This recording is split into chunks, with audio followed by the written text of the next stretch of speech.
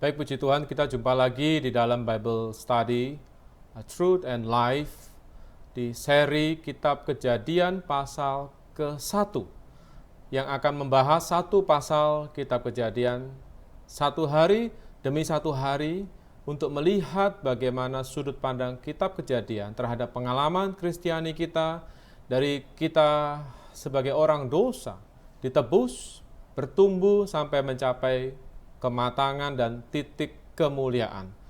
Dan kedua, kita akan melihat bagaimana pengalaman Kristus sebagai pencipta yang akhirnya menjadi penebus datang melalui inkarnasi, mati, tersalib, bangkit, terangkat, dan sampai kelak dia akan datang kembali kedua kalinya.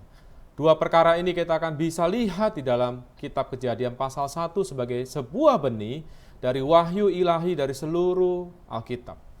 Baik, sebelum memulai, saya ajak kita semua sama-sama satu di dalam doa. Tuhan Yesus, terima kasih padamu Tuhan. Kami kembali berdoa di hadapan Tuhan. Sertai persekutuan kami, dapatkan firman-Mu. Biarlah perkataan-Mu kembali menerangi kami seperti terang yang menyoroti setiap kegelapan di dalam diri kami, di dalam akal budi kami. Tuhan, mohon terang firman-Mu. Biarlah firman-Mu juga seperti pedang yang bermata dua, yang menusuk amat dalam, sehingga kami bisa memisahkan apa yang berasal dari diri kami, apa yang berasal daripada Tuhan. Tuhan Yesus kembali sertai kami, berkati kami dengan perkataan-Mu, terang dan firman-Mu sendiri. Terima kasih Tuhan Yesus. Amin. Baik, saya langsung memulai. Saya akan mengajak kita semua membaca potongan ayat firman Tuhan yang diambil dari Kejadian pasal 1 ayat 6 sampai 8. Di layar Anda bisa melihat, dikatakan di sana, berfirmanlah Allah, jadilah cakrawala di tengah-tengah segala air untuk memisahkan air dari air. Maka Allah menjadikan cakrawala dan ia memisahkan air yang di bawah cakrawala itu dari air yang di atasnya. Dan jadilah demikian. Lalu Allah menamai cakrawala itu langit. Jadilah petang dan jadilah pagi. Itulah hari kedua. Nah, mari kita bisa perhatikan baik-baik yang menjadi pusat perhatian kita, yakni satu kata cakrawala. Jadi cakrawala adalah kata yang sangat penting, atau expanse dalam bahasa Inggrisnya, atau atmosfer. Lalu dikatakan fungsinya adalah untuk memisahkan air dari air yang di atas dan yang di bawah. Dan itulah dikatakan hari yang kedua. Nah, kita perlu menyadari, melihat perkara hari kedua. Kita akan nanti sampai ke hari ketiga di mana akan muncul daratan, dan di hari ketiga Tuhan mulai bisa memunculkan sebuah kehidupan, yakni tumbuh-tumbuhan. Jadi hari kedua adalah sangat penting. Kenapa? Di hari ini Tuhan sedang mempersiapkan suatu titik di mana kehidupan akan mulai dimunculkan. Nah, terutama kita bisa melihat air yang tadinya memenuhi seluruh permukaan bumi. Semenjak di hari pertama terang mulai datang, kita bisa melihat ada pemisahan antara terang dan gelap. Ada pemisahan yang tegas. Gelap mulai dibatasi. Tapi kita bisa melihat tidak cukup terang yang mula-mula yang memisahkan gelap dari terang. Walaupun belum solid, tapi itu satu langkah yang Allah kerjakan. Sama seperti pengalaman ketika kita diselamatkan. Kita menerima terang yang mungkin masih samar-samar, tapi terang itu cukup ya membawa kita mengenal Tuhan, membawa kita diselamatkan. Tapi tidak cukup. Allah perlu membawa kita pada satu pengalaman, yakni apa yang dialami Kristus menjadi pengalaman kita, di mana kita dibawa bertumbuh, dibawa mengalami tidak hanya penebusan Kristus, tapi juga kelahiran kembali, lalu pertumbuhan. Nah, semua sangat berkaitan dengan poin yang kedua, yaitu perlu adanya cakrawala. Kita bisa lihat bahwa perkara cakrawala ini, ketika kita hubungkan dengan pengalaman kita sebagai orang Kristen, ya kita akan melihat cakrawala itu sebenarnya perkara salib. Secara sederhana, yaitu pekerjaan salib. Nah, apa itu salib? Kita bisa lihat ada satu makna di balik cakrawala, yaitu ada kata memisahkan. Ada sebuah pemisahan, ada sebuah garis tegas antara yang di bawah dan yang di atas. Nah, kita bisa lihat salib adalah pemisah. Salib membawa satu titik, di mana Kristus memasuki satu fase yang baru, yaitu kebangkitan. Lepas dari ciptaan lama ke dalam ciptaan yang baru. Nah, mari kita masuk ke dalam perkara cakrawala ini. Kita akan lihat di Kolose pasal 3 ayat 2 sampai ke 3. Mari kita lihat di layar, dikatakan pikirkanlah perkara-perkara yang di atas, bukan yang di bumi. Sebab kamu telah mati, dan hidupmu tersembunyi bersama dengan Kristus di dalam Allah. Di ayat sebelumnya, di ayat 1 dikatakan, jikalau kamu telah dibangkitkan bersama dengan Kristus, maka carilah perkara-perkara yang di atas, di mana Kristus ada, duduk di sebelah kanan tahta Allah.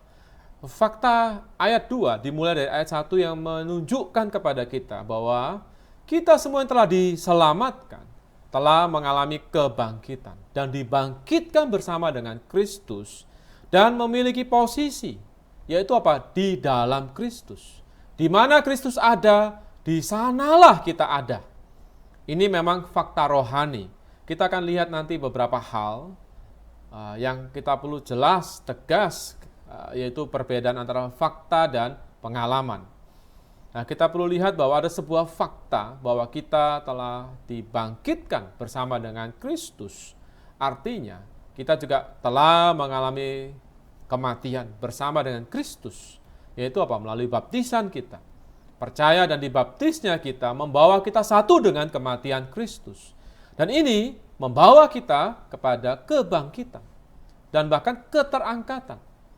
Dan kita bisa lihat bahwa ada satu hal yang perlu kita kerjakan secara sadar, yaitu dalam bahasa Inggris, set your mind on the things which are above. Set your mind, pikirkanlah. Artinya kita perlu dengan sadar menggunakan pikiran kita, meletakkan pikiran kita ke perkara-perkara yang di atas, bukan perkara-perkara yang di bumi. Kenapa? Kita sudah berbeda. Kita telah dibangkitkan, dan hidup kita yang dahulu telah jatuh dalam dosa melalui percayanya kita dibawa dalam kematian. Itu kenapa dikatakan kamu telah mati. Dan tidak hanya mati, kita telah hidup kembali, bangkit bersama dengan Kristus di dalam Allah. Nah, karena itu ini sebuah fakta yang sangat luar biasa. Nah, karena itu kita perlu sadarin baik-baik ada beberapa hal. Mari kita lihat, saya akan perbesar perkara ini, yaitu adalah perkara prinsip, cakupan, sarana, dan pekerjaan batini. Oke, kita lihat prinsip. Ada sebuah prinsip yang saya perlu tegaskan, yaitu fakta dan pengalaman. Orang Kristen tidak boleh mencari pengalaman di luar fakta.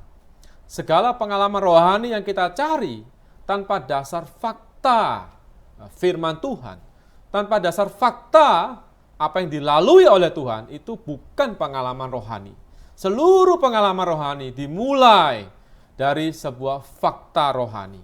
Dan seluruh fakta rohani sangat berhubungan dengan Kristus, Tuhan kita. Di luar Kristus tidak ada pengalaman rohani. Di luar Kristus Allah tidak bisa kita alami. Allah adalah Allah, kita adalah kita. Tetapi melalui Kristus, maka hari ini kita bisa mengalami segala apa adanya Allah di dalam Kristus. Nah, kembali ke hari yang pertama. Untuk mengalami pengalaman cakrawala, yaitu pengalaman salib, kita perlu menyadari, kita perlu mengalami terang Allah di hari pertama. Yaitu apa? Roh Allah mengerami, firman Allah datang, dan terang datang. Nah, terang adalah dasar dari pekerjaan salib Tuhan. Ketika terang Tuhan menyoroti kita, maka kita akan menghakimi diri kita. Kita akan mengakui, celakalah aku. Aku sungguh manusia yang tanpa harapan. Betapa najisnya aku. Nah, di dalam terang Allah kita menghakimi diri kita. Artinya kita mengakui apa yang Tuhan nyatakan. Jadi menghakimi diri kita beda dengan introspeksi. Bukan introspeksi. Introspeksi berarti kita mencari-cari. Ini adalah bukan demikian. Yang kita maksudkan demikian, di bawah terang Allah yang menyoroti kita, menelanjangi kondisi kita. Di sana kita mengamini terang itu. Dan di bawah terang itu kita menghakimi kondisi kita. Mengakui di hadapan Tuhan. Dan inilah salib. Salib mulai bekerja. Dan hasilnya adalah kelepasan. Nah, hari ini kita perlu apa? Mengalami kelepasan yang sejati. Melalui salib. Ya, seperti manusia lama kita dilepaskan. Melalui apa? Pekerjaan salib. Hari ini kita ada di dalam manusia baru. Nah, kita akan lihat perkara pemisahan salib. Perkara salib, perkara pemisahan, ini bukan perkara salah benar. Oh, ini salah, ini benar. Ini dosa, ini bukan dosa. Bukan. Perkara pemisahan adalah memisahkan perkara-perkara yang bumia dengan perkara-perkara yang di atas. Perkara-perkara yang surgawi. Nah, apa perkara yang bumia? Perkara yang bumia menurut kitab Kolose ini mengacu pada perkara yang berhubungan dengan budaya, agama, filosofi, dan bahkan perbaikan diri. Nah, ini hal yang baik bukan? Jadi yang kita bahas hari ini bukan perkara dosa. Dosa jelas bagian dari perkara-perkara bumia. Tetapi perkara yang baik seperti budaya, ya kan? Budaya itu ada sehingga manusia itu bisa hidup dengan baik dengan sekelilingnya. Tahu memiliki sebuah standar interaksi dengan orang-orang di sekitar dia. Supaya dia juga dipandang dengan tepat. Nah, budaya baik sekali. Agama juga sangat baik. Kenapa? Agama mengajar orang untuk hidup bagaimana takut terhadap sosok yang disebut Allah. Beribadah. Dan filosofi, filsafat juga baik. Kenapa? Dia mengajarkan prinsip-prinsip kehidupan yang baik. Betul tidak? Dan perbaikan diri juga baik. Ya, banyak hal diajarkan bagaimana kita bersikap, harus baik, harus sopan, harus perbaiki tingkah laku, semua perbaikan diri baik. Tetapi itu semua adalah perkara yang di bawah. Perkara-perkara yang bumiah. Bukan berarti kita tidak boleh ada sikap yang baik. Tetapi yang jadi masalah adalah sifat dan sumbernya. Perkara bumi ya, berarti itu bersumber dari bumi. Yang di bawah. Berdasarkan apa? Pemikiran manusia, penemuan manusia. Nah, surgawi. Dari atas, itu berarti sifat dan sumbernya adalah berasal dari surga. Jadi, kita perlu menyadari yang Tuhan perhatikan bukan hanya apa yang kita kerjakan, tapi apa adanya kita dan sumber dari apa yang kita kerjakan. Nah, moga kita perlu melihat prinsip pemisahan ini dengan jelas. Sebagai orang Kristen, kita harus naik level. Jangan hanya di alam salah benar. Kita tidak mencari sebuah titik di mana kita menjadi good man, orang yang baik. Tapi kita mau menjadi God man, manusia Allah. Manusia dengan standar Allah. Manusia yang memenuhi standar Allah. Bahkan apa? Manusia hidup dengan Allah sebagai sumbernya. Nah, mari kita lihat perkara pemisahan ini. Ya, kita akan lanjutkan perkara cakupannya. Apa yang dicakup ya? Di dalam apa yang dikatakan telah mati. Ya, kita telah mati. Ketika kita bicara mati, sangat melekat dengan salib. Salib itu untuk membunuh. Sebagaimana Tuhan kita dibunuh di atas kayu salib. Nah, hari ini jelas ya, fakta sudah berkali-kali kita tegaskan. Bahwa kita telah disalibkan bersama dengan Kristus. Dan Kolose mengatakan, kamu telah mati bersama-sama dengan Kristus. Dan kematian bersama Kristus membebaskan kita. Haleluya. Membebaskan kita dari apa? Ada 4 hal kita dibebaskan. Ini adalah tercakup dalam perkara-perkara yang di bumi, perkara-perkara yang di bawah. Nah, hari ini kita perlu melihat dikatakan bahwa kita dibebaskan pertama dari manusia lama. Roma 6 ayat 6 jelas mengatakan karena kita tahu.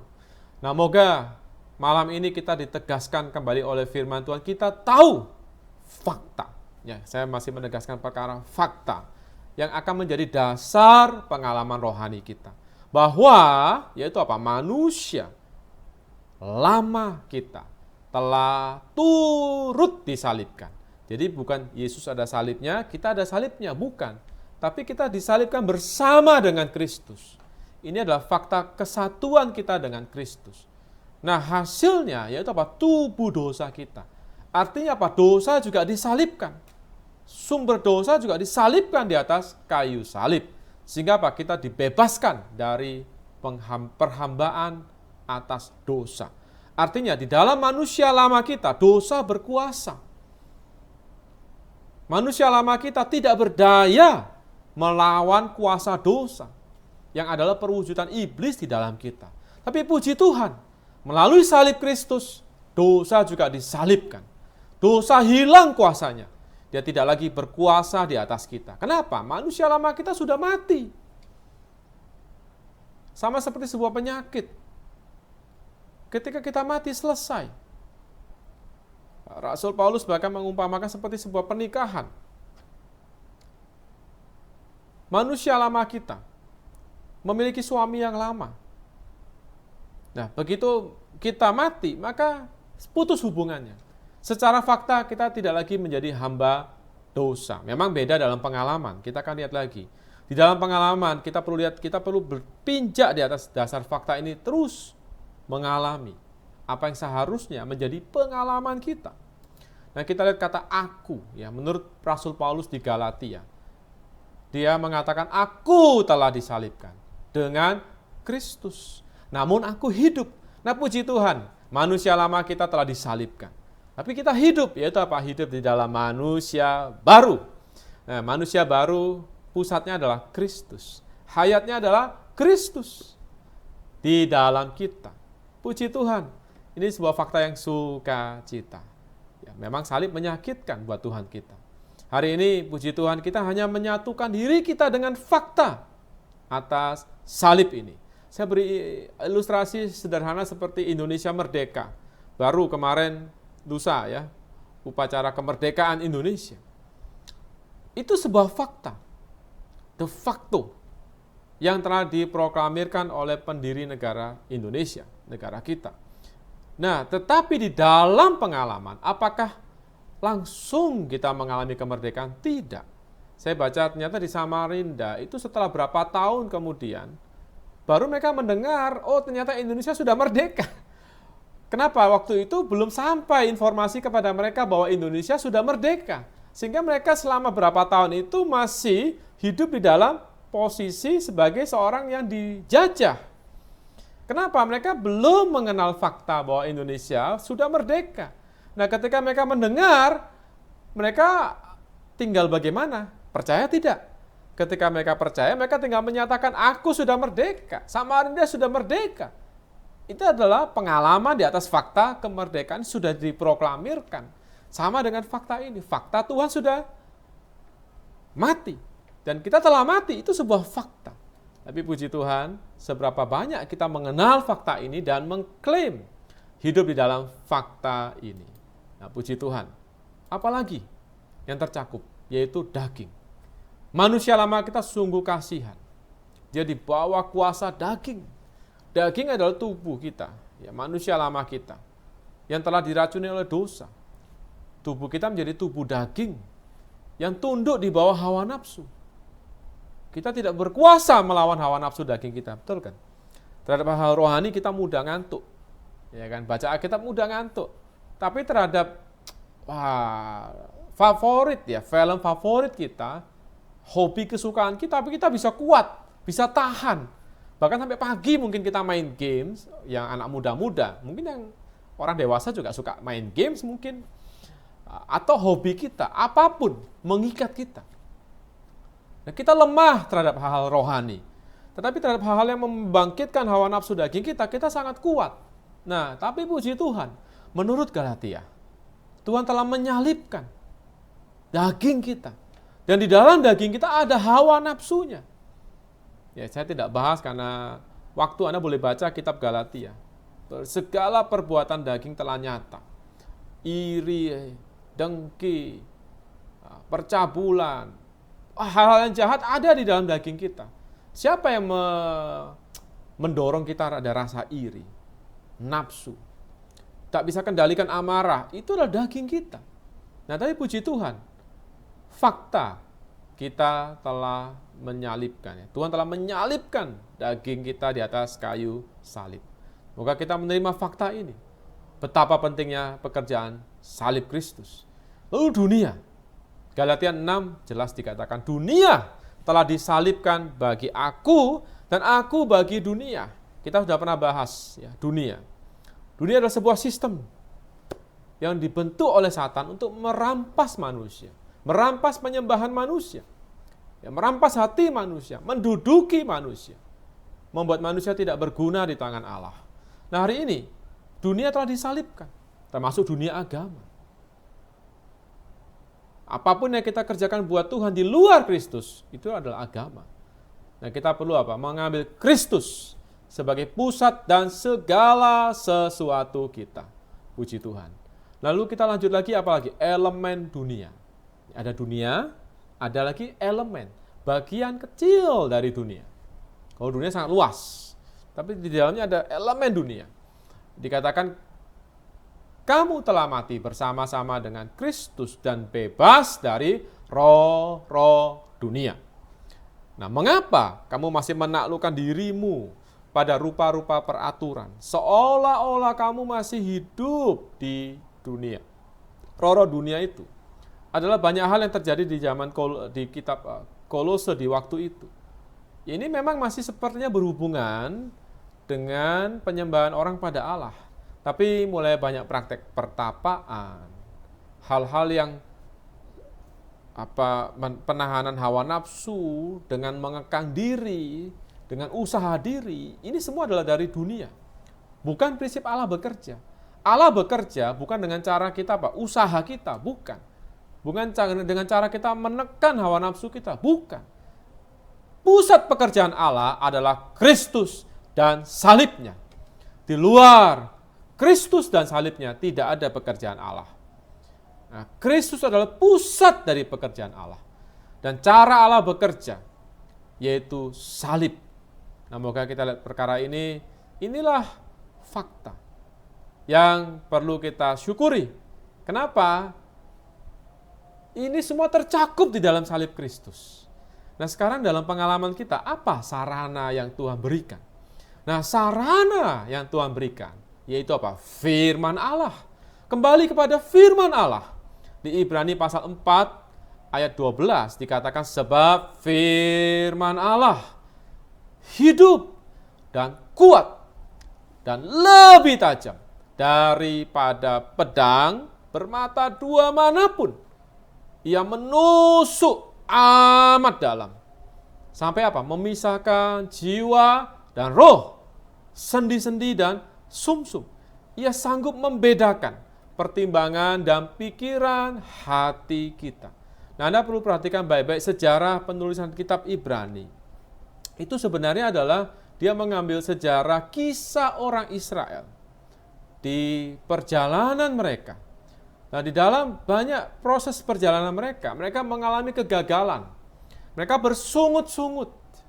Mereka memberontak melawan Allah. Tetapi ada sekelompok orang, Yosua dan Kaleb yang setia mengikut Tuhan. Dan pada akhirnya mereka masuk ke tanah Kanaan. Nah, kita bisa lihat, ya di sana ada imam yang mengolah korban persembahan. Ia memotong sendi, sumsum. Nah, itu menjadi sebuah gambaran dari firman Tuhan. Bagaimana firman Tuhan seperti pedang yang amat tajam. Nah, hari ini kita perlu melihat perkara keselamatan kita sangat berhubungan dengan salib Kristus. Tidak hanya awal mula-mula waktu kita diselamatkan. Tapi dalam perjalanan keselamatan kita perlu salib Kristus yang kita alami secara real, secara praktis ketika ada firman Tuhan yang datang seperti pedang bermata dua. Nah, mari kita lihat ya 3 tahapan keselamatan kita. 3 tahapan keselamatan kita. Seperti mengambil latar belakang kitab Ibrani. Ini adalah ada sebuah perjalanan dari orang Israel dari tanah Mesir sampai ke tanah Kanaan. Dan mereka melewati 3 fase. Fase pertama, yaitu di mana Tuhan dengan tangan yang teracung melepaskan orang Israel dari Mesir. Ini adalah melambangkan keselamatan yang Tuhan berikan di tahap awal, di mana mereka dilepaskan, ditebus dari dunia. Lalu Tuhan membawa mereka ke padang gurun. Ini adalah transisi sebelum masuk ke tanah Kanaan, di mana di padang gurun mereka mengembara. Sampai pada akhirnya sekelompok orang masuk ke tanah Kanaan. Nah, 3 tempat, Mesir, padang gurun, Kanaan, itu adalah melambangkan sebuah fase perjalanan Kristiani kita dan tahapan dari keselamatan kita. Kita bisa jadi setelah diselamatkan, memang faktanya kita sudah keluar dari Mesir. Tetapi di dalam pengalaman, bisa jadi kita adalah orang Kristen yang hidup di Mesir. Yaitu apa? Ketika kita terus hidup dalam kenikmatan dunia material, kenikmatan dosa di dalam daging kita. Nah, saya berharap kita tidak sedemikian. Ya, saya percaya karena belas kasih Tuhan kita masih datang dalam Bible study. Ini pasti bukan di wilayah Mesir. Kalau kita malam ini kumpul di dunia gemerlap yang mungkin tidak bisa karena COVID atau apapun yang tidak berhubungan dengan perkara rohani, bisa jadi kita di Mesir dalam pengalaman kita, yaitu memuaskan hawa nafsu daging kita. Nah, yang berikutnya yang kita bicara memisahkan jiwa dari roh, pikiran dari roh, pikiran adalah bagian dari jiwa. Itu adalah bicara pengalaman orang Kristen di padang gurun. Bagaimana? Menunjukkan sebuah perjalanan pengembaraan. Mereka mengembara selama 40 tahun, berputar-putar. Yes, ini seharusnya cepat mereka tempuh. Tidak lewat 10 hari dari Mesir ke tanah Kanaan. Tetapi karena kekerasan hati mereka, karena mereka hidup di dalam jiwa mereka, mereka hidup dalam pikiran mereka sendiri, mereka sering bersungut-sungut, mereka sering memberontak terhadap firman Allah.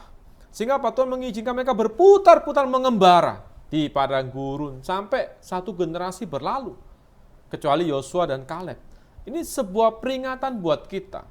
Hari ini orang Kristen, mungkin kita tidak hidup di Mesir dalam daging kita. Bisa jadi, ya mayoritas orang Kristen, mungkin saya ada di sana, yaitu apa? Kita mengembara di dalam jiwa kita. Kita menjadi orang Kristen, mungkin bukan orang Kristen yang daging, tapi kita menjadi orang Kristen yang jiwani. Itu yang kita katakan. Mungkin kita berusaha berbuat baik, berusaha melayani Tuhan, berusaha hidup benar, tetapi dalam prinsip di bumi. Sumber dari perbuatan kita adalah bumiah, yaitu kekuatan diri kita. Bukan bersumber dari atas, di mana Kristus ada. Bukan bersumber dari apa? Yaitu Kanaan. Kanaan bicara orang Kristen tipe ketiga, yaitu orang Kristen yang menikmati Kristus dengan penuh di dalam rohnya. Nah, kita menjadi orang Kristen. Pertanyaannya adalah, selama Anda jadi orang Kristen, seberapa banyak kenikmatan Anda akan Tuhan? Adakah kita menjadi orang Kristen? Mungkin kita aktif melayani, tapi di dalam kita kering. Kita meronta-ronta. Tidak ada kepuasan di dalam batin kita. Ini adalah tipe orang Kristen di padang gurun. Harusnya kita menjadi orang Kristen di tanah Kanaan, yaitu hari demi hari kita penuh dengan kenikmatan, penuh dengan sorak-sorai haleluya. Kenapa kita menikmati Kristus dengan penuh di dalam roh kita? Kita akan penuh sukacita. Nah, di dalam atmosfer sedemikian, barulah kita bisa melayani Tuhan. Puji Tuhan. Saya bicara ini, moga Anda juga mempertimbangkan bagaimana kehidupan rohani Anda selama ini. Adakah kita penuh dengan sukacita? Penuh dengan perhentian? Ataukah kita penuh dengan ronta-ronta? Kering? Nah, orang Kristen kita perlu apa? Firman Allah. Yang hidup, kuat, tajam. Nah, artinya apa? Kita perlu membuka diri kita. Meletakkan diri kita terhadap apa? Tangan Tuhan. Yang bekerja melalui firman-Nya yang sedemikian kuat. Nah, sebagai orang Kristen, moga hari ini itu adalah sarana yang Tuhan berikan buat kita. Hari demi hari, marilah kita sebagai orang Kristen mencari terang firman Tuhan. Terang itu, pedang itu seperti laser. Ya, saya lihat waktu anak saya yang pertama operasi sesar. Betul saya boleh lihat. Di luar dugaan saya ya, saya pikir ngeri ya. Ternyata sangat bersih. Kenapa? Dokternya menggunakan pisau laser. Nah, laser itu cahaya yang begitu disorotkan itu akan langsung membuka, memotong. Nah, terang Tuhan yang dikatakan seperti pedang, itu bukan pedang, langsung pedang. Tapi apa? Terang Tuhan yang menyorot seperti sinar laser, yang menyoroti titik masalah kita. Nah, di mana kalau kita terbuka pada terang ini, maka Tuhan akan bekerja memulihkan, membereskan perkara itu. Nah, moga kita menjadi bejana terbuka pada terang penyorotan Tuhan. Nah, kedua kita lihat sarananya adalah di batin kita. Menurut Petrus bahwa setelah kita diselamatkan, Tuhan memberi kita apa? Sebuah benih ilahi. Di dalam benih ilahi ini ada kodrat ilahi. Ya, kita adalah orang-orang yang telah dilahirkan kembali, menerima sifat Allah. Kodrat ilahi, artinya apa? Apa adanya Allah telah ditanamkan ke dalam diri kita. Nah, benih ilahi inilah yang membuat kita bisa luput dari hawa nafsu duniawi. Artinya Tuhan memberikan firman yang di luar. Tuhan juga memberikan rohnya, hayatnya di dalam kita, menjadi sumber tenaga kita. Kedua-duanya berkorespon, bereaksi dengan tepat. Sehingga apa? Kita bisa luput dari hawa nafsu duniawi. Lepas dari manusia lama kita, yang secara fakta sudah disalibkan. Namun di dalam pengalaman kita, seringkali kita hidup di dalam manusia lama kita. Nah, moga kita melihat perkara ini, kita mengucap syukur pada Tuhan. Tuhan telah menyediakan firman-Nya, juga roh dan hayatnya di dalam kita. Menjadi modal bagi kita, supaya kita bisa hidup bersama Kristus di surga. Amin. Inilah pengalaman orang Kristen. Nah, kita akan melihat bagaimana Kristus kita. Kita lihat pengalaman Tuhan kita. Dan ini adalah apa yang Tuhan alami, itulah yang kita alami. Apa yang terjadi dengan Kristus, itu yang terjadi dengan kita. Mari kita lihat ya, perkara salib itu adalah perkara pemisahan. Cakrawala adalah pemisahan. Sebagaimana Tuhan Yesus di atas kayu salib, dia berteriak, Allahku, Allahku, mengapa engkau meninggalkan aku? Di sana Tuhan terpisah dari Allah sejangka waktu. Memang Yesus adalah Allah. Di sisi esensial dia, persona dia. Dia adalah Allah yang sejati dalam rupa manusia. Dan dia adalah manusia yang sejati. Tapi ketika dia menanggung dosa, dia sedang dalam posisi sebagai anak domba. Sebagaimana anak domba, itu anak domba yang tak bercacat. Nah, puji Tuhan, Tuhan kita dijadikan dosa karena kita. Dan Allah tidak mau harus meninggalkan Yesus sejangka waktu. Kenapa? Di waktu itu Yesus dipandang sebagai anak domba yang sedang menanggung dosa dunia. Nah, puji Tuhan, itulah cakrawala. Itulah salib. Di atas salib ada pemisahan. Bahkan Tuhan terpisah dari Allah. Oke, kita lihat ada 3 perkara yang akan kita lihat dari kematian Tuhan. Perkara pertama adalah penebusan. Ini saya rasa tidak saya perlu eksplor terlalu dalam, karena jelas, yaitu apa? Tanpa penumpahan darah, tidak ada pengampunan. Darah Tuhan tertumpah di atas kayu salib untuk membereskan perkara yang negatif. Tapi tidak berhenti di sini. Kita perlu lihat, ini masalah yang Tuhan bereskan. Tapi ada satu hasil, yaitu apa? Tirai terbelah. Kita lihat ya, di bait suci dikatakan ketika Yesus mati, apa yang terjadi? Terjadi kegelapan. Kenapa? Allah sedang menghakimi, menanggungkan seluruh dosa dunia ke atas pundak Yesus. Sebagai anak domba Allah, sejangka waktu. Lalu ketika Tuhan mati, tirai terbelah. Nah, sebelum Tuhan mati, Tuhan katakan sudah genap. Wow, apa itu sudah genap? Yaitu apa? Sekatan antara Allah dan manusia. Karena manusia telah jatuh dalam dosa, maka manusia bersekat dengan Allah. Manusia menjadi musuh Allah. Manusia menjadi seteru Allah. Manusia tidak bisa menghampiri Allah. Seperti di bait suci. Bahwa ada tirai yang memisahkan ruang kudus dan ruang maha kudus. Di mana imam untuk masuk dia harus membawa darah korban penebusan yang melambangkan Kristus. Tapi puji Tuhan, di perjanjian baru, matinya Tuhan, tirai terbelah dari atas ke bawah, menunjukkan bahwa tirai ini terbelah bukan tangan manusia, tapi tangan Allah sendiri yang membelah. Artinya Tuhan Allah berkenan kepada kematian Kristus Yesus Tuhan kita. Dan di sana Allah membuka jalan. Ya, Tuhan dikatakan dia telah membuka sebuah jalan yang hidup dan yang benar melalui tubuhnya. Dan Kristus mati. Penekanan saya di sini, kita lihat di firman adalah untuk membawa kita kepada Allah. Nah, inilah tujuan kematian Tuhan. Dia membawa kita kembali kepada Allah. Nah, Allah di mana? Allah di surga. Nah, hari ini kita telah dibawa ke surga. Kita telah dibangkitkan bersama dengan Kristus. Puji Tuhan. Karena itu, marilah kita meletakkan diri kita. Menyatukan diri kita dengan fakta ilahi. Bahwa kita telah disatukan dengan Kristus di surga. Dan kita telah dibawa kepada Allah. Dan kita lihat poin ketiga, bagaimana penggenapan kitab Kejadian. Apa hubungan dengan kitab Kejadian dalam penggenapannya? Kita lihat ya, bahwa segala yang Tuhan kerjakan itu di bawah rencana, bukan kebetulan. Termasuk kita lihat tersirat di Kejadian. Ketika Tuhan bicara cakrawala, ini tidak serta-merta Tuhan jadilah cakrawala. Tetapi ada ayat ke-6. Di ayat ke-6 dikatakan, Allah merencanakan terlebih dahulu. Allah berfirman terlebih dahulu. Jadilah cakrawala.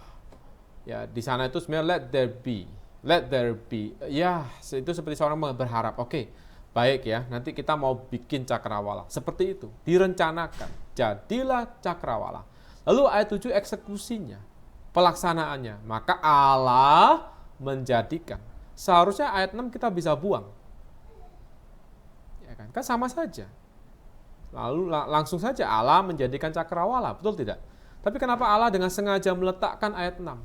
Berfirmanlah Allah, jadilah cakrawala. Kenapa? Karena memang ini memberi sebuah gambar bahwa Allah merencanakan. Salib adalah rencana Allah. Cakrawala adalah salib. Dan salib adalah rencana Allah. Baru di dalam waktu Tuhan datang dan dia naik ke atas kayu salib. Jadi Yesus datang bukan kebetulan. Dan dia datang, puji Tuhan ya, kita lihat dia datang sebagai anak domba. Kita lihat sekarang ya, fakta mengenai anak domba. Kapan dia mati? Kita perlu lihat di 1 Petrus ya, pasal 1 ayat 20. Dikatakan ia telah dipilih sebelum dunia dijadikan. Di ayat sebelumnya dikatakan kamu telah dibeli dengan darah yang mahal. Artinya Tuhan dipilih, ditentukan sebagai anak domba. Itu bukan ketika manusia jatuh dalam dosa, lalu Allah rapat, ini celaka ini manusia jatuh nih, salah satu dari kita harus ada yang mati ini. Bukan demikian. Itu bukan Allah namanya. Allah kita maha tahu. Nah, Allah telah memilih, ya, dia telah dipilih Bahkan sebelum dunia dijadikan. Memang pernyataan dirinya baru di zaman akhir. Zaman akhir mengacu pada zaman di mana Yesus datang. Itulah zaman akhir. Tidak ada lagi zaman yang lain. Nah, bagaimana dengan tersalibnya Tuhan? Di Wahyu 13 ayat 8, saya pakai bahasa Inggris ya supaya lebih tepat, dikatakan the lamb, yaitu anak domba, slain, telah dibunuh, telah dikorbankan from the foundation of the world. Dia dipilih sebelum dunia dijadikan. Ketika dunia dibentuk, anak domba langsung disembelih.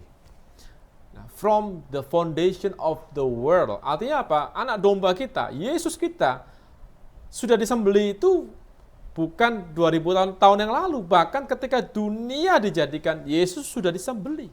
Nah, inilah fakta yang sudah terjadi. Jadi kematian Yesus bukanlah sebuah kebetulan, tapi di bawah hikmat Allah. Allah telah merencanakan itu bagi kita. Nah, puji Tuhan. Nah, sekarang bagaimana dengan air? Ya. Kenapa perlu pemisahan air dengan air? Nah, kita perlu lihat ya, air itu melambangkan apa? Kalau kita lihat Wahyu pasal 17 ayat 15, air sebenarnya melambangkan penduduk di dalam dunia, termasuk pemerintahan di dalam dunia. Nah, kita lihat di Wahyu ya, ini mungkin hal baru buat kita.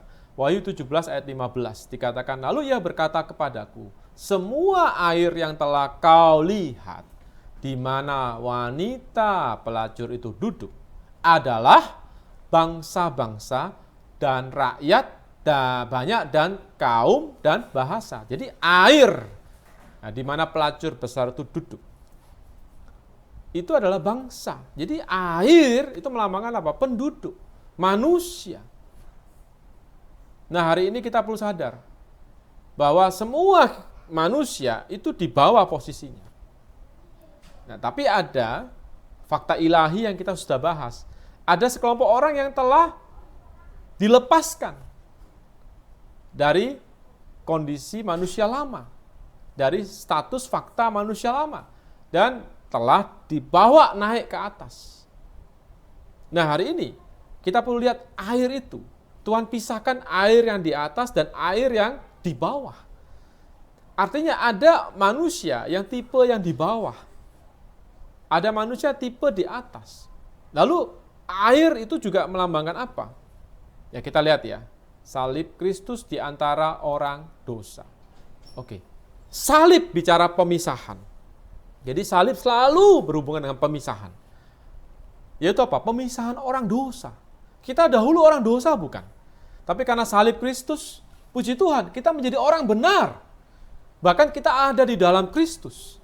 Kita lihat ya di Yohanes 19 ayat 18. Dikatakan di sana, dan di situ ia disalibkan. Mereka dan bersama-sama dengan dia disalibkan juga apa? Dua orang lainnya sebelah menyebelah. Yesus di tengah-tengah. Anda perhatikan, bahkan di salib pun terjadi pemisahan. Ada penyamun yang beroleh selamat, ada penyamun yang tidak beroleh selamat. Betul nggak? Salib juga memisahkan antara manusia lama dan manusia baru. Ciptaan lama dan ciptaan baru. Nah, salib sangat penting. Nah, kita lihat dari salib terjadi pemisahan antara orang yang selamat dan orang yang binasa. Air di atas dan air yang di bawah. Mari kita lihat perkara keselamatan. 1 Korintus 1 ayat 18 mengatakan, sebab pemberitaan tentang salib memang adalah kebodohan bagi mereka yang akan binasa. Nah, Anda perhatikan, pemberitaan salib pun, yaitu apa? Firman Injil mengenai Kristus dan salibnya, akan direspon dengan dua respon. Satu adalah, ini foolish things. Apaan ini? Nggak benar. Ya kan, ini nggak bisa dipercaya. Saya nggak mau percaya. Nah, ini adalah kebodohan bagi mereka yang akan binasa. Tetapi bagi kita, puji Tuhan, yang diselamatkan, pemberitaan itu adalah kekuatan Allah. Jadi ada dua efek dari salib. Satu adalah orang binasa. Kedua adalah orang beroleh selamat. Nah, tergantung bagaimana reaksi dia terhadap pemberitaan salib. Jadi salib memisahkan juga. Ya, kalau Tuhan tidak disalib, kita perlu sadar, Yesus datang sebagai manusia. Kalau dia tidak mati di salib, kita celaka. Kenapa? Dia adalah manusia yang paling benar, paling tidak ada cacatnya, dan Allah sangat berkenan. Maka dia akan menjadi patokan standar penghakiman Allah. Kenapa? Ada manusia bisa melewati standar Allah. Nah, kita akan dipaksa melewati standar itu. Dan kita tahu tidak ada yang bisa. Lebih celaka kita kalau Yesus datang hanya hidup lalu tidak mati di atas kayu salib. Tapi puji Tuhan karena Yesus mati di atas kayu salib. Ya, maka hari ini salib menjadi keselamatan buat kita. Haleluya. Salib menjadi apa? Jalan pembenaran Allah bagi kita. Nah, inilah pemisahan. Nah, kemudian kita lihat lebih lanjut. Air di atas dan air di bawah. Air di atas itu sebenarnya melambangkan murka Allah di satu sisi. Air di bawah melambangkan manusia. Ya, artinya, kalau Allah memisahkan air dengan air, tanpa ada cakrawala atau atmosfer di dalamnya, celakalah kita. Kenapa? Atmosfer ini membatasi air yang di atas dan air yang di bawah. Nah, kita tahu kisah Nuh ketika terjadi air bah. Apa yang terjadi? Di sana Allah membuka tingkap-tingkap langit. Air dicurahkan dari atas. Inilah bentuk penghakiman. Allah menghakimi bumi. Dengan apa? Dengan air. Nah, artinya apa? Air dari atas itu melambangkan apa? Di sini, di konteks ini melambangkan murka Allah. Lalu air di bawah adalah manusia. Yang tadi kita baca di Wahyu. Manusia seluruh penduduk di bumi yang telah jatuh di dalam dosa. Jatuh di bawah murka Allah. Coba Anda bayangkan, kalau tidak ada cakrawala di tengah-tengahnya, tidak ada atmosfer di tengah-tengahnya, satu, tidak akan ada kehidupan. Kedua adalah, kita akan jatuh di bawah murka Allah. Kenapa air dari atas akan jatuh ke bawah? Nah, tapi puji Tuhan, di tengah-tengahnya berdiri cakrawala. Yaitu apa? Salib Kristus. Salib Kristus berdiri. Membuat apa? Murka Allah tidak tertimpa pada manusia. Tapi murka Allah ditimpakan kepada Kristus di atas kayu salib. Jadi puji Tuhan, kita perlu lihat cakrawala, atmosfer, yaitu salib Kristus. Yaitu apa? Di sisi kematian dia yang menggantikan. Kita lihat Yesaya pasal 53 ayat 6, sangat indah, sangat manis. Kita sekalian sesat seperti domba. Masing-masing kita mengambil jalannya sendiri. Tetapi Tuhan Allah menimpakan kepadanya, yaitu pada Tuhan kita Yesus, kejahatan kita. Tetapi Tuhan berkehendak meremukkan dia dengan kesakitan. Ini adalah kematian pengganti. Seperti anak domba yang tanpa cacat, dia menggantikan orang dosa. Nah, hari ini Tuhan anak domba kita, dia menggantikan kita. Nah, puji Tuhan, ini semua apa? Allah mengasihi kita. Allah timpakan murkanya kepada Yesus di atas kayu salib. Inilah kematian pengganti Kristus. Inilah cakrawala. Cakrawala. Yang memisahkan air dari atas dan air dari bumi. Dan hari ini kita bahkan bisa naik ke atas. Naik ke atas cakrawala. Yaitu apa? Ke tahta. Tahta Allah bukan lagi tahta yang memberikan penghakiman buat kita. Tapi dikatakan di Ibrani, karena darah Kristus, ya marilah kita dengan penuh keberanian menghampiri tahta kasih karunia. Tahta Allah yang tadinya adalah tempat di mana Allah akan mencurahkan murka ke atas muka bumi. Karena dia melihat Kristus. Karena ada cakrawala, ada kematian pengganti. Maka tahta ini berubah menjadi tahta kasih karunia. Dan kita lihat bagaimana kematian pengganti Kristus. Di Kisah Rasul 2 ayat 23 dikatakan dia yang diserahkan Allah menurut maksud dan rencananya. Jadi Tuhan memang sepertinya disalibkan oleh bangsa Yahudi dan bangsa Romawi. Tetapi Tuhan izinkan dan Yesus Tuhan kita merelakan dirinya melalui proses. Kenapa? Memang terjadilah menurut kehendak Tuhan. Seperti waktu doa Yesus di Taman Getsemani. Dia doa, Bapa, jadilah kehendakmu. Tuhan datang untuk melaksanakan kehendak Bapa. Jadi Yesus mati bukan kebetulan, tapi dia diserahkan menurut rencana Allah sesuai dengan maksud Allah. Dan Tuhan mati sebagai korban penebus salah. Ini kembali ke gambaran orang Israel, para imam. Yaitu apa? Melalui korban-korban. Tuhan adalah realitas dari segala korban. Yang membawa apa? Kita bisa menghadap Allah. Waktu kita menghadap Allah, maka Allah di tahta adalah Allah yang penuh kasih karunia. Bukan lagi Allah yang menghakimi. Kenapa? Karena dia telah melihat darah putranya. Korban penebus salah. Yaitu apa? Sang putra. Nah puji Tuhan, inilah Tuhan kita. Kita perlu mengucap syukur pada Tuhan.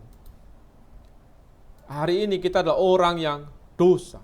Tapi dikatakan di 2 Korintus 5 ayat 21. Dia yang tidak mengenal dosa telah dibuatnya menjadi dosa karena kita, supaya di dalam dia kita dibenarkan oleh Allah. Kita menjadi benar di pandangan Allah. Kenapa? Karena Kristus. Inilah hasil dari pekerjaan salib Kristus. Moga kita mengucap syukur pada Tuhan. Tuhan kita begitu mengasihi kita. Moga kita mengapresiasi salib Kristus.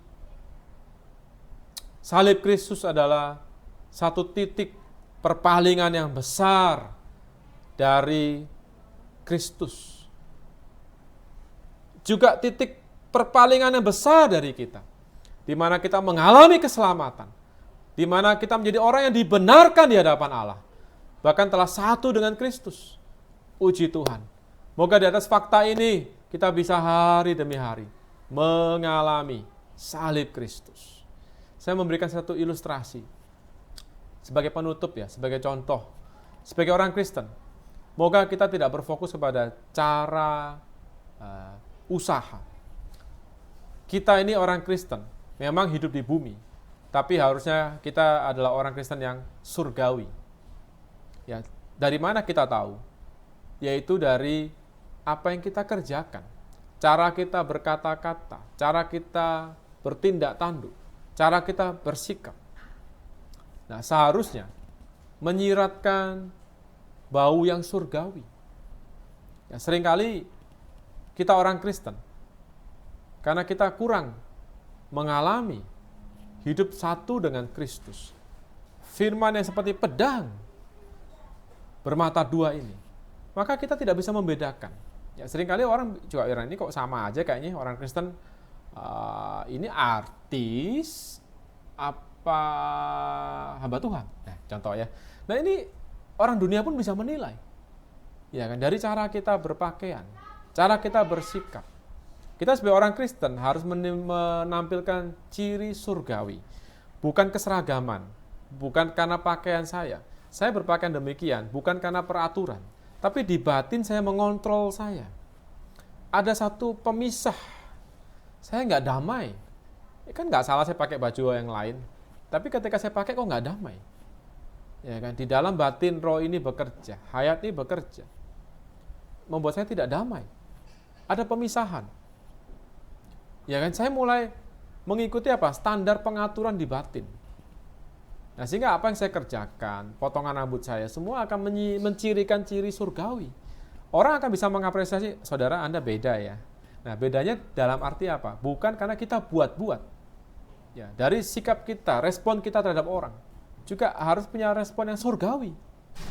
Contoh Stefanus, ketika dia dirajam batu. Dia punya, dikatakan tampangnya seperti malaikat. Ini adalah ciri surgawi memancar. Dan dari doanya adalah seperti doa Tuhan. Tuhan ampunilah mereka. Nah, kadang-kadang kita terhadap orang di sekeliling kita masih menggunakan standar salah benar. Sebagai orang Kristen, kita harus naik level. Jangan di standar salah benar. Kita harus menggunakan Kristus sebagai standar kita. Sebagaimana Kristus, sebagaimana kita. Ini memang kita perlu waktu mencerna kembali. Secara prinsip, moga kita terus dibawa terang Tuhan. Terus hidup di dalam terang firman Tuhan. Dan di dalam fakta yang kita lihat, hidup kita telah disatukan dengan Kristus. Mari kita baik-baik mengalami ini. Nah, pengalaman ini saya tegaskan kembali, seperti orang Israel, tergantung pada kenikmatan kita akan Kristus. Adakah kita menjadi orang Kristen yang hidup di dalam roh kita? Tiap hari meletakkan pikiran ke dalam roh. Inilah, letakkanlah pikiranmu kepada perkara-perkara yang di atas. Apa yang di atas? Firman Tuhan di atas sumbernya. Roh kita ada di atas. Kenapa? Allah ada di sana. Dengan melatih roh kita, banyak menyeru nama Tuhan, banyak mendoakan firman Tuhan, maka kita akan diletakkan ke atas pikirannya. Maka pelan-pelan ciri-ciri Allah akan tersusun di dalam diri kita. Semoga Tuhan berkati kita. Kita tutup di dalam doa. Amin. Tuhan, terima kasih. Kami kembali mengucap syukur pada Tuhan atas segala kasih Tuhan. Tuhan, terima kasih, Kau begitu baik-baik buat kami Tuhan. Kau telah mati bagi kami bahkan ketika kami sedang di dalam dosa-dosa kami. Tuhan, terima kasih kematian-Mu, salib-Mu. Hari ini adalah pengalaman kami. Sebagaimana Kau mati, kami juga telah mati bersama dengan Engkau. Tuhan, terima kasih, kami tahu kami tidak bisa mengaplikasikan perkara ini dengan usaha kami.